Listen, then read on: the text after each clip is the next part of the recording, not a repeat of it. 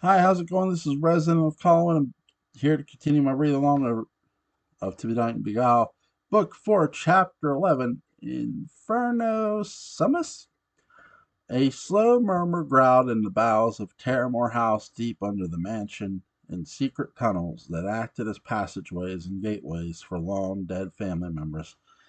The sound Jonathan and Genevieve were hearing was a storm still raging above them outside. As they shifted around in the tunnels, with just the small glow of a lantern Celeste handed them before she locked it there. For their own safety, she said. Jonathan believed, in part, that his sister Celeste was trying to help them from the dangers in the mansion, but at the same time he could see this as a clear way to scare him half to death in his hopes of pushing him out of the eye of the Lord family altogether. She did this on purpose. She wants me out, doesn't she? Doesn't want me anywhere near her claim on this family's money, even though it's my birthright. Jonathan shouted, his voice echoing in the tunnels as they walked blindly in the murky light. Genevieve, whose mind was cohabited by the spirit of her look-alike Sabrina Lord, rolled her eyes. "You don't know that, and you're going the wrong way," she said to his surprise. "How do you know which way to go?" he asked. Genevieve didn't know, but Sabrina did. "Call it woman's intuition," Genevieve replied. Sabrina knew all the ins and outs of Terramore's secret passages and hidden doors. She knew the hidden away walls and underground routes that led to the inner gardens, and the secret paths to the outside and the streets. There was even a passage deep underground that led directly to the village and opened near a small house the Lord's owned. When Sabrina was alive and married to David, Lord Jonathan's missing half brother, David taught her every single secret of the mansion. It was now part of Genevieve's DNA. Genevieve grabbed the lantern from Jonathan's hand and lifted her dress so that the front of her hem stopped dipping in the random puddles below. She took charge and started down the long corridor underground. It would lead them safely to the northern part of the Terramore estate and to open air below the garden outside. As the two continued to walk, they came to an open area below ground that was a small there was a smell, a strange smell of sulfur and dust. Something felt off about underground room. There was square shaped and had two flank green passages that looked like arms stretched out wide, one leading to the north side of the mansion, the other to the south. "Which way?" Jonathan asked. Genevieve knew to take the right arm to the north, but something held her in place in the center of the room. Jonathan asked, seeing her staring in the darkness of the center of the room. "Are you okay?" "Look," Genevieve said, as a small ball of light began to glow in the center of the room. The two walked closer as the ball of light got bigger and brighter, and it soon began to take the shape of a person. Genevieve stepped back, fearing it was something connecting to the chaos above them in the mansion. She grabbed Jonathan's arm to pull him back, but the light, the shape, intrigued him. He reached for the light. His hand fell into it like it was dipping into the bright liquid, forming a person.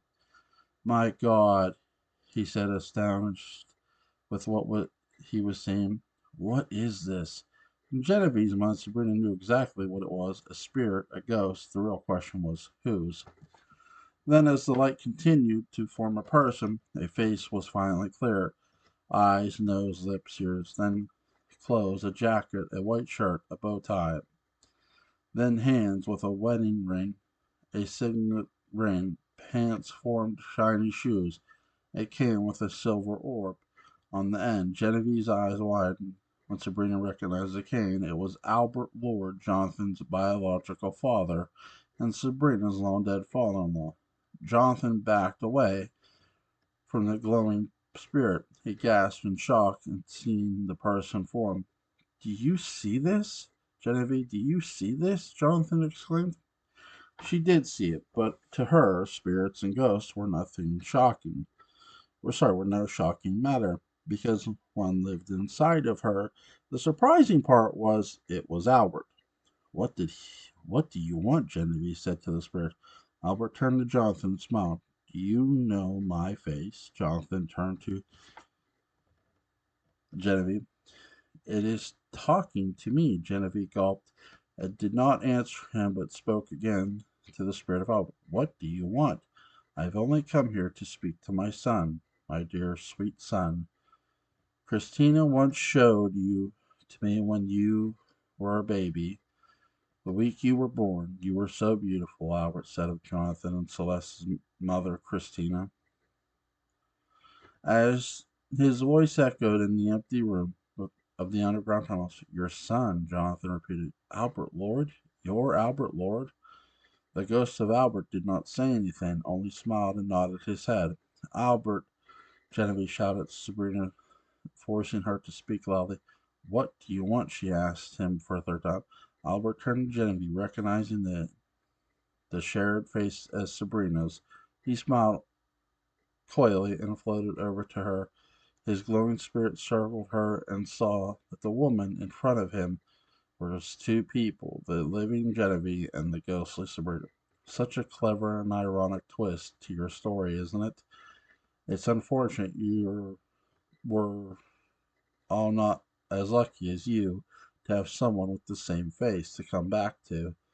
Good for you, dear Sabrina, Albert told her. I'm not here to hurt anyone, to take anything from anyone, to absorb myself into anyone. I'm only here, and the only thing I want is to see my youngest son, to tell him he's making the right choice. Stay on as you are, boy. Stay here at this house. It is yours too. Long have you been dis- deprived of your inheritance as my child, and that in part is my fault. I hope you can forgive me and also forgive Christina, your mother, the ghost said. Forgive my mother? Why? Jonathan asked. For keeping the secret. She and I loved each other, and together we created you. But our affair was something that should have been handled differently. I was married. She was married. Those types of affairs done in the shadows in secret cause too much pain. Please do not hold it against her, Albert wished. I can't believe this is happening, Genevieve. Am I dreaming? The air down here, is it too thin? Am I hallucinating? Genevieve shook her head. It's real, Johnny. This is real. With all the with all the financial gain that comes your way as being one of my children, Jonathan, also comes danger. I hope you understand this. Please listen. There is more to being a lord than just money and power and prestige. There is more than the fame and the lore of our family. Mistakes, horrible, terrible disasters, mistakes were made that go back generations. My father and his father before him. We each paid a price for the other, and now my children pay the price for me. This will soon come on as well. For that I apologize. Albert explained. You should follow the light, Albert. Leave these dark traps that you keep yourself and go, Genevieve said. You should follow the light, Albert. Leave these dark traps that you keep yourself and go, Genevieve said. The curse of your name can be free once you leave into the light.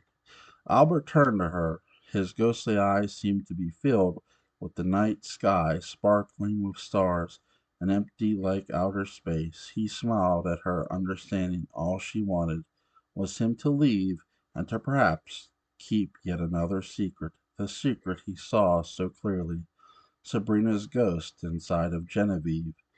Albert turned to her. His ghostly eyes seemed to be filled with the night sky, sparkling with stars, and empty like out or so deep in that Albert again floated over to Genevieve and whispered, I see you, Sabrina.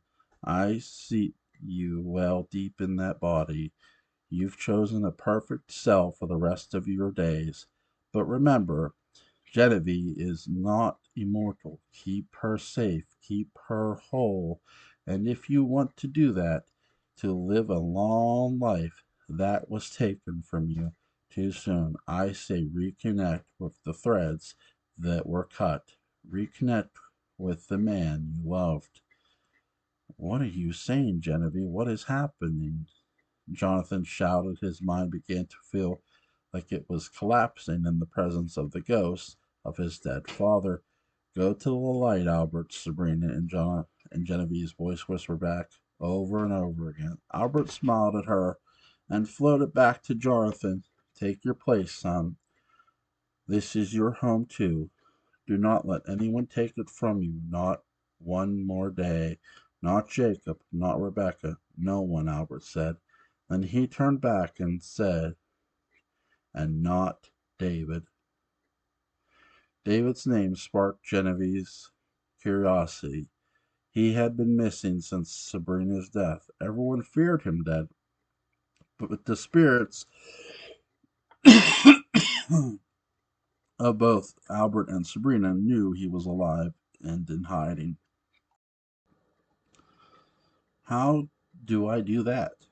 How do I take my place here? Jonathan asked. But Albert did not reply. He moved back to the center of the room and began to vanish into the darkness, and his voice only repeated back to his son, take your place, state your claim, take your place, state your claim, take your place, state your claim.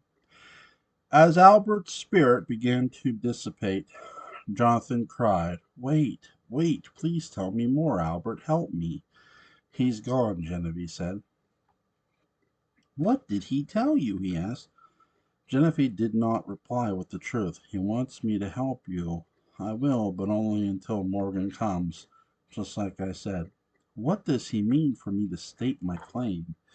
Jonathan wondered as Genevieve began to walk towards the northern exit of tunnels. She wasn't sure how to reply. She too had questions. She wondered what he meant by that and also about finding David. Could David still be alive? Was David somewhere near?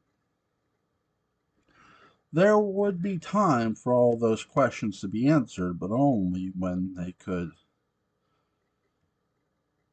their way out of the tunnels. Together, Genevieve and Jonathan continued in the darkness below the mansion and pushed on toward the northern exit, where they'd find freedom. As they watched, Jonathan's mind raced. He would do what his father wanted, and in doing so, he'd have to expose Celeste. That meant Jacob would soon know his beloved wife betrayed him by telling the family secret of there being yet another heir to the Lord Fortune, something Jacob and Celeste wanted to be kept secret. A rival to Jacob's claim on the money was the true danger Jonathan was about to deal with. Jacob had a way of with eliminating his rivals, and sometimes that meant murder. Sabrina Spencer Lord, Sebastian Lord, and David Lord knew all too well the pitfalls of being in Jacob's way.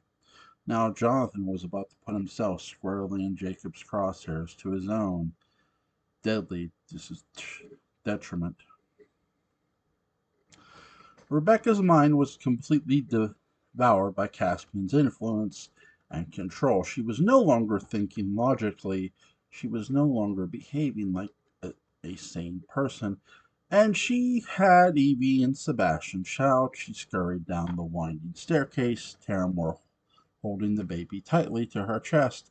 If anyone was going to keep their part of the deal of sacrificing a new norm for the return of another gone before it had a chance to live it, it was going to be Rebecca herself. She wanted her reward for sacrificing Evie's child like Caspian promised. She wanted her baby. Victoria Vivian returned to her alive, breathing in her arms just as Evie's baby was now ours, just as Caspian promised. But that could only happen if Rebecca completed Caspian's original previous plot. No matter if the original idea had changed, in Rebecca's bewitched mind it didn't matter that Caspian no longer was interested in a new baby, that he had changed his plan to now involve Aurora. Rebecca's mind control was too far gone. In her arms, her great grandchild's life in danger only minutes after its birth. She rushed down into the foyer, guided by the light of the flashing lightning outside. She opened the front door, the storm swirling above her head, and took the baby out in the muddy, cruel world it had just been born into. You'll see, you'll see soon the peace of heaven. I wish I hadn't have to, but it's all about Vivy, my love, Vivy, my dear sweet child, that was taken from me 28 years ago, taken too soon. Rebecca told the child as she quickly walked down the muddy path to the village. The baby coyed as Rebecca tightened the waddle of the baby's blanket. Swaddle. Oh, sweet thing, I know it's cold, but it won't last. I promise you'll soon feel warmth forevermore, she said to the baby boy cryptically. Then he opened his eyes and looked. To his great grandmother, his eye color was still undefined, but his face was so close to Sebastian's when it was born. A single twinge of reality sprouted with Rebecca continued down the long, muddy pathway from the mansion to the village. Rebecca smiled at the resemblance, but then she snapped out of it. Caspian's mind control had taken over her whole brain. She was lost to all reality, no matter how many times it peeked into her brain, trying to snap her back to who she really was, a rational woman who would never ever think of doing what she was doing. Kidnap and murder. It was incredibly out of character for Rebecca, but the devil had infected her. She was on a one woman rampage, thirsty for a promise from the demon to bring back her baby if she gave the life of the newborn. The whole idea of one baby for a baby, an eye for an eye, was cold act of justice. This was how Rebecca saw it. The child born of Evie and Sebastian on a night would give away for the universe to return her child if she gave it back to the universe. One death for a rebirth. Caspian promised her. She wanted and demanded he kept his word. She would keep her word no matter how vile the situation was. And as the storm continued to swirl off and on pouring the strange warm rain over her head, she saw a spark of light in the distance past the thick trees of Caramore Forest. Light far off towards the horizon swung back and forth in the sky. It was the beam of light from Welshport Lighthouse. The lighthouse was such a sore spot on Rebecca's heart. It was the last known place her son David was seen alive. It was where he jumped to his supposed death into the crashing waves of the Atlantic below. She looked down at the baby. She looked toward the far off spinning beam of light and realized it would be there that she sacrificed Evie and Sebastian's child. She would throw the baby from the lighthouse into the sea, just like David when he jumped. And then, once the deed was done, her demented and corrupted mind told her that her own sweet daughter, Vivian Victoria, would return. Vivy, Rebecca whispered as she quickly made her way toward the lighthouse. At Terramore, Caspian's powers began to strengthen. He was floating in the center of the bedroom. Stitches of electricity zigzagged around his arms and legs and bare feet. The veins in his neck and hands were like black tree roots, splintering all over his body. His voice was deep and monotone. He laughed at the sight of Father Donovan attempting to exorcise him from Terramore forever. By the power of the Lord, I send you back to hell, Ryan shouted as the windows burst open again, allowing the wild wind of the storm to flow in again. You have no power here, priest. It's time you see your own future, Caspian shouted over the wind. Then the monster lifted his arms with his hand in a fist. He opened his hand, and Father Ryan began to lift from the ground. And in a sudden motion, Ryan's body flew across the room, and his neck fell into Caspian's open hand. It quickly closed, choking the priest as they both floated in the air in the room as the small sparks of electricity zipped around them. Jacob began to come to after falling to the floor. He looked up and saw the frightening sight of Caspian choking Father Ryan. He tried to pull at Ryan's dangling feet, but Cassian slapped him away with another powerful burst of energy from his free hand, and Jacob was again knocked out cold on the floor. Father Ryan was pulling at Caspian's tightening large hand. He felt his eyes begin to close. The air was now thin. He couldn't get out of the tight grasp of the evil creature. Caspian could see the life fading from Donovan's eyes like the dimming of a candle just before the last bit of wick gets consumed by the liquid wax. Caspian lowered his head so that he could white face was Donovan's eyes and whispered evilly, "Now close your eyes, priest, and see where the end of your life leads." Donovan Ryan then passed out in Caspian's choking hold. In the blackness of his mind, he began to see the flickering flames of fire burning all around him. An evil laugh could be heard, echoing in the distant corners of his subconsciousness. Then there was another laugh that seemed to be getting closer and closer to where Donovan was standing. The heat was immense. He was literally burning in the flames of some kind of sulphuric world where the ceiling was made a dark stone and around was molten lava. Then the flames formed a body, a man. The face became clear. It was the evil, devilish creature sent to Welshport Island. The host, the body that formed, is Caspian Cassador. You are not saved by any means just because of the book you hold so sacred to your heart. There is no God here for you, priest. None. You're here because of the secrets you hold and the lies you've told. You're here because of the lives you did not save and the lives that I was able to snuff out and absorb. You won't save them. You won't save yourself. I'll take it all for me. I'll take them for the Prince of Darkness, and we'll continue our reign of a world of the soulless, all because you failed your life. You did this. It was all you, Caspian exclaimed. As the heat and smoke of the flames continued to build in Donovan's face, he knew it was a lie. He knew none of this was his doing, and the devil was tricking him to give in. I will never give in to you, Donovan said. The sins I've committed make me human. They make me real. They make me a child of truth, someone who will never attempt to pass as anything other than flawed.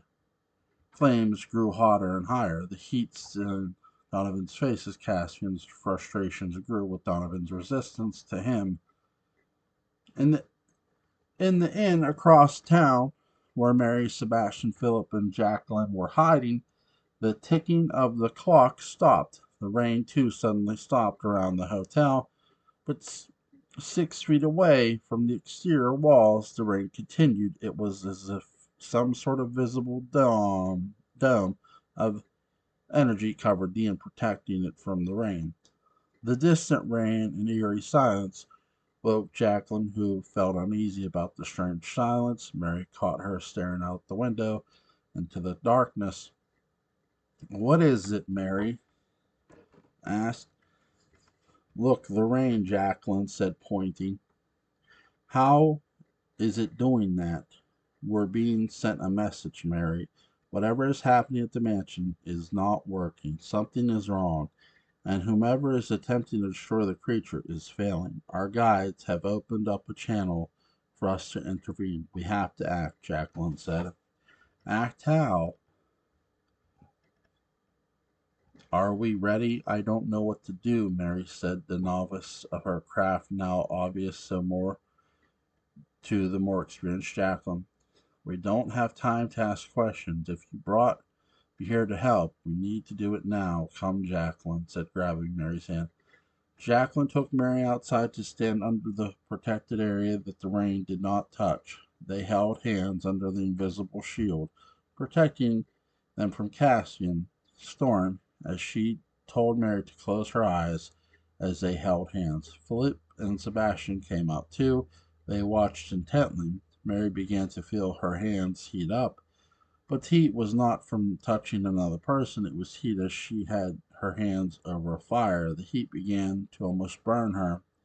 There was a slight bit of pain. Jacqueline felt it too. He's strong, Jacqueline said in a whisper. With her eyes still closed, and with the wind slowly moving everything around them, but not disturbing their clothes or hair, Mary asked if they what they needed to do. Focus. Focus on the house and the creature. Focus your mind's eye on the monster. Mary, and let our foremothers tell us what to do, Jacqueline said. As as they two witches held each other's hand and focused on the task of vanquishing Caspian once and for all, their eyes suddenly snapped open in unison, glowing white with swirls of electric powers inside them like whirlpools energy. Then the two witches, Mary and Jacqueline, felt the powers of their coven rise inside their bodies. The gifts of the sisters of Highsgrove entered their bodies by way of their protective shield. Then the two began to recite the spell in Latin, word for word together. Ignis igridu munic incendia linqui cur opus centubi inventris ignis ingriti. It that part repeats. Taller, and I can't read the last part, so again, I'm not good with that. The witches continued to repeat this spell, banishing the demon back to hell over and over and over again, louder and louder over the sound of falling storm. What's happening? Sebastian asked as he noticed the wind suddenly turned the other direction. Did you feel that? Philip asked. The wind shift too? At Terramore, Caspian felt the wind too. Floating in the room, he saw the curtains begin to fly out the window of into the room, showing the wind had turned. It was now pulling away from Terramore, and it wasn't his doing. He floated there as Donovan's life was slowing, being taken, and then, like two white sheets themselves, the spirits of the witches came in, cackling like evil hens. They were laughing in his face of Caspian. His anger became more and more dangerous. He dropped Father Donovan's body to the floor, allowing the air to renter his lungs. Re-enter, sorry. His gasping and choking on the floor woke Gregory, who had been unconscious the whole time, from being thrown across the bedroom early in the exorcism. The two men crawled over to Jacob, who was still unconscious. They tried to revive him. The spirits of Mary and Jacqueline, infused with all the power of the Sisters of Highgrove, continued to say their Latin spell over and over, laughing the whole time. In infuriation, Caspian could not fight back because the powers of the witches were stronger than his. He became frustrated. No amount of power from his large hands would stop the ghostly aspirations of Mary and Jacqueline's sorcerous spirits worked against them. Stop! Stop this! Caspian shouted. The witches stopped saying the spell. Then Jacqueline spoke. You were created by one of our sisters. You were made by one of our sisters. You were a mistake by one of our sisters. And now, Cassador, the demon, you are banished from here by one of our sisters. You are banished from here, Mary repeated. You are banished from here, Jacqueline repeated. Then together, as a solid covenant, you are banished from here. Then Donovan, Jacob, and Gregory both stood up, Donald lifted his arms, showing the large crucifix, and repeated what the witch said. "You are banished from here." Caspian looked down at his stomach, and it was as if the tonic he was wearing was burning. A hole began to form in a perfect circle from cinder and ash and fire. He began to feel his skin peel back, his eyes began to fade from black to yellow to normal. The black veins in his arms, legs, and feet began to go back into the flesh of his body. His face began to reform back to a normal face. The heat of the fire burning away his clothes and engulfed him. He came totally covered in fire, burning him, taking him away, completely ravaging the floating man like a moth who flew too close to a flame. He screamed. His scream shook the house, and Charlotte and the baby, hiding in the turret room, held each other tight. Jonathan and Genevieve, still searching the corridors below the mansion, saw dust and danger come from the ceilings and fall on them after the shaking. "It's collapsing," Jonathan screamed as he pushed Genevieve to one side of the shield her from falling debris. Aurora woke on the floor of Evie's room and had to hold herself to a table as she shaking continued, and then noticed Rebecca and the baby gone. Caspian's body fell back down onto the bed, smoldering and smoking, and nude as the clothes had been burned away. His skin had burned off, and his face and limbs. His hair singed. The bottom of his feet looked as if they'd been walking on hot coals. Back in the village, the rain completely stopped. The waves in the ocean calmed. The nightly sky became calm. Not a single cloud of rain could be seen. Celeste burst into the room, and Jacob rushed to her as he "Is he dead?" she asked. Jacob didn't know. And only Father Ryan was brave enough to touch the smoldering body of Caspian. "I don't sense it anymore," Ryan said. "It?" Jacob asked. "The entity," Donovan answered. "My God," Celeste said, as she made the sign of the cross over her body. "But is he dead?" Gregory asked. Ryan looked up from the smoking body that was Cassian's and turned towards Jacob, Celeste, and Gregory, but did not reply. Then electricity at Tamworth came back, buzzing away as if nothing had happened. Back in the village, Philip helped Mary and Jacqueline back into their shared room. The two witches were exhausted. They had used up so much of their body energy to have sent their spirit back to Terramore, and to vanquish the monster Eliza Good had underestimated. Sebastian stood at the end, leaning a pillar of the veranda, smoking a cigarette, watching the night fade away, and felt happy this part of the nightmare was over. As he watched several people in the village from the pubs that had closed up with patrons inside as the storm passed, suddenly began rushing out and running towards their vehicles and driving off in the direction of the south end of the island. Philip emerged the end to join in the celebratory cigarette with Sebastian. "What's this about?" he asked Sebastian as he lit the cigarette.